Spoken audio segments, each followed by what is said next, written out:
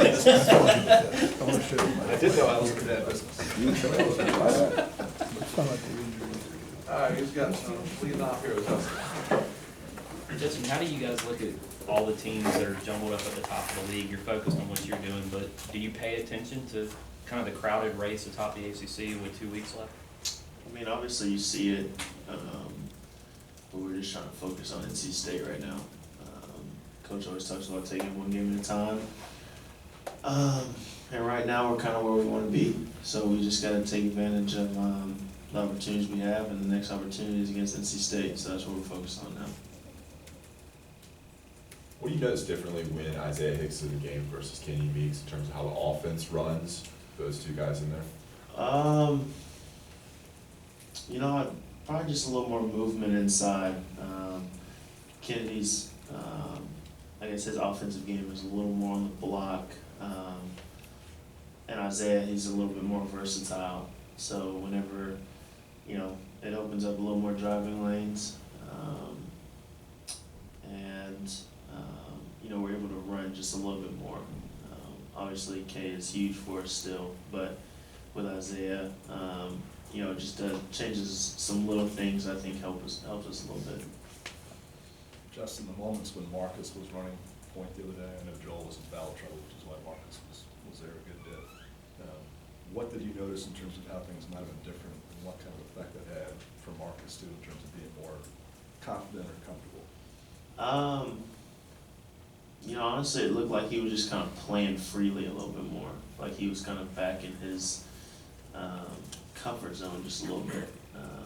You know, he's been playing the two all year, so as far as comfort-wise, I think he's pretty comfortable now there at the two. But at the one, it just looked like he just felt more in control. So, you know, I like it whenever he's playing like that. You know, and not necessarily thinking about, you know, where I should be as a two or whatever.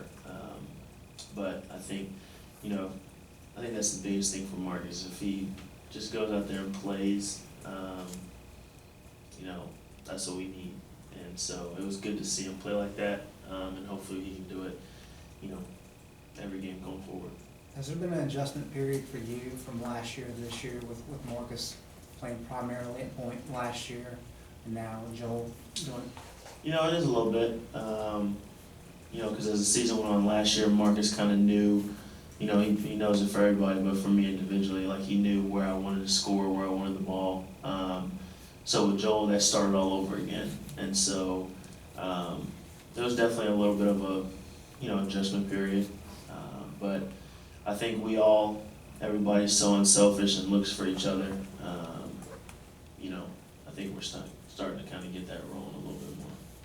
NC State's had a tough season, obviously, but does it help, you know, knowing that they're a rival, that they still got your attention, knowing that, you know, this is a rivalry game? Yeah, I mean, I was just talking in the weight room a little bit, and they're a lot better team than their record says. So, you know, I think Coach said that they got 24 points off offensive rebounds last game. So, like, little things like that show that they are a good team. Plus, you add in there that they're one of our rivals, and we're going to be at their place. So we can't go in there taking anything for granted, that's for sure. We're going to go in there and play a good team, so we got to be ready to play. What was the key team-wise in terms of defending Cat last time? At that point, you had a season low in points. You know, I think it was just we focused in a whole lot more on him. You know, he likes to come off ball screens a lot, so I think the biggest thing for us was making sure that the big stayed until the guard got back to him, not letting him, you know, get into space. Whenever he gets into space, that's whenever he's the best. So, you know, I think Joel did a really good job. Nate, Marcus, all the point guards did a really good job on him. But I think our bigs did a pretty good job as well playing the ball screen that game. You mentioned NC State's offensive rebounding.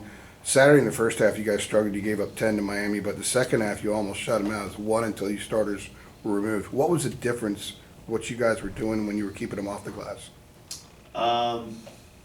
You know, I think a lot of it was we were forcing them into bad shots in the second half.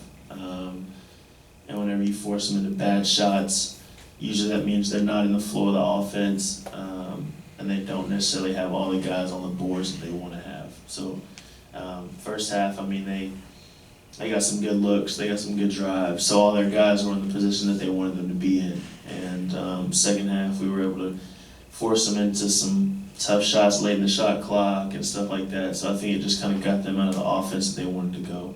So in playing a team like State where their point guard scores a lot, takes a lot of shots, I guess there's a higher priority on getting the ball out of his hands to take them out of take the offensive rebounders away as well. Yeah, I Make them mean, move that's huge. I mean, when you just let him just dribble, I mean, it's harder for our point guard. And then whenever he gets into the lane, it just breaks our defense down. So I think that's another good thing that we did was we kind of, you know, once he got the ball out of his hands, we tried to deny it back to him as much as we could. And when you do that, you make somebody else make a play.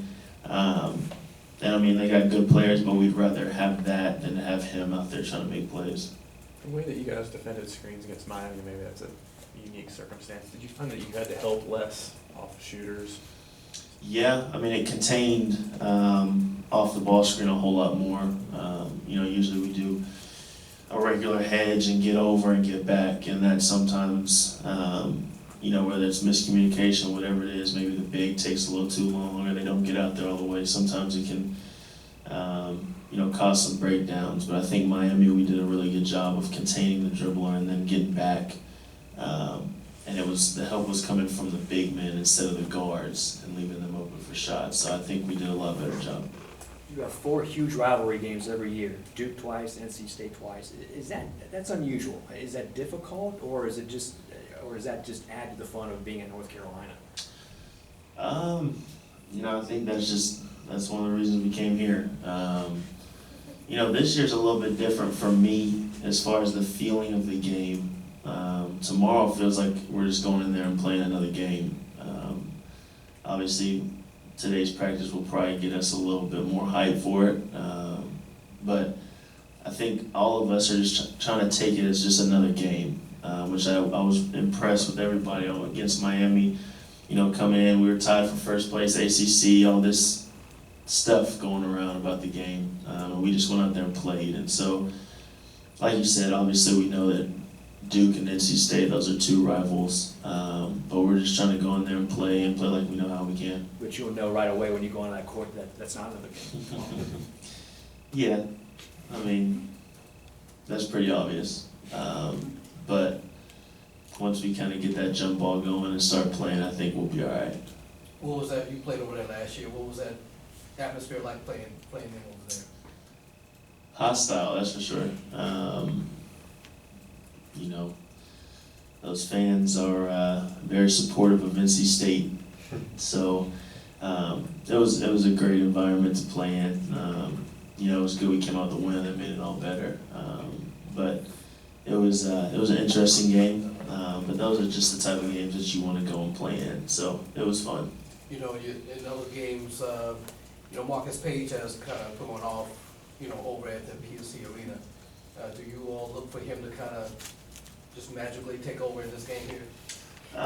You know, we joke around with him because it seems like that's his home. But you know, I don't know if we necessarily look at him to take over.